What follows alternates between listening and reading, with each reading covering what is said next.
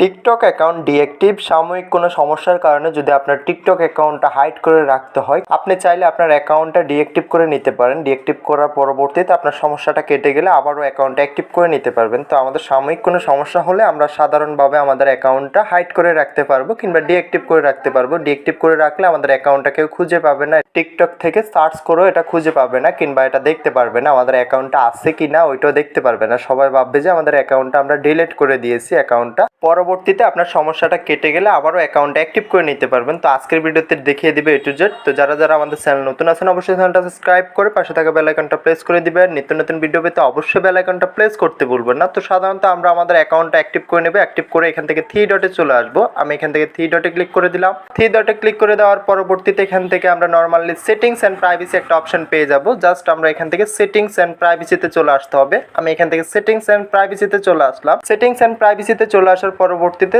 Simply আমাদের অ্যাকাউন্টের যে সেটিংসটা আছে এটা অ্যাক্টিভ হয়ে যাবে। তো আমার সেটিংসটা অ্যাক্টিভ হয়ে গেল। সেটিংসটা অ্যাক্টিভ হয়ে যাওয়ার পরবর্তীতে এখান থেকে অ্যাকাউন্ট নামক একটা অপশন পেয়ে যাব। আমরা জাস্ট এখান থেকে অ্যাকাউন্ট অপশনে চলে আসতে হবে। তো যার যার টিকটক অ্যাকাউন্ট ব্র্যান্ড হয়ে গেছে আমাদের সাথে যোগাযোগ করে আপনার শখের অ্যাকাউন্টটা আবারও রিকভার করে নিতে পারবেন। তো তার জন্য কি করতে হবে, ডিসক্রিপশন হোয়াটসঅ্যাপ টেলিগ্রাম গ্রুপের লিঙ্ক পেয়ে যাবেন। ওইখান থেকে সরাসরি আমাদের সাথে যোগাযোগ করে নিতে পারবেন আপনার অ্যাকাউন্টটা রিকভার করার জন্য। এখানে আমরা ডিলেট অ্যান্ড ডিএক্টিভ একটা অপশন পেয়ে যাব। তো ডিলেট অর ডিএক্টিভে চলে আসবো। ডিলেট অ্যান্ড ডিএক্টিভে চলে আসার পরবর্তীতে আমাদের সামনে এমন একটা পেজ চলে আসবে। পেজে আমরা এখান থেকে চাইলে আমাদের অ্যাকাউন্টটা ডিলিট করে দিতে পারবো, পার্মানেন্টলি আমাদের অ্যাকাউন্টটা ডিলিট করে দিতে পারবো, কিংবা সাময়িকভাবে আমাদের অ্যাকাউন্টটা লুকিয়ে রাখতে পারবো, কিংবা এটা ডিএক্টিভ করে দিতে পারবো, যেটাকে আমরা ডিএক্টিভ বলে থাকি। তো অবশ্যই মনে রাখবেন ডিএক্টিভ করে নিলে আপনার অ্যাকাউন্টটা কেউ খুঁজে পাবে না, সার্চ করে পাবে না, কোনোভাবে আপনার অ্যাকাউন্টটা কেউ দেখতে পারবে।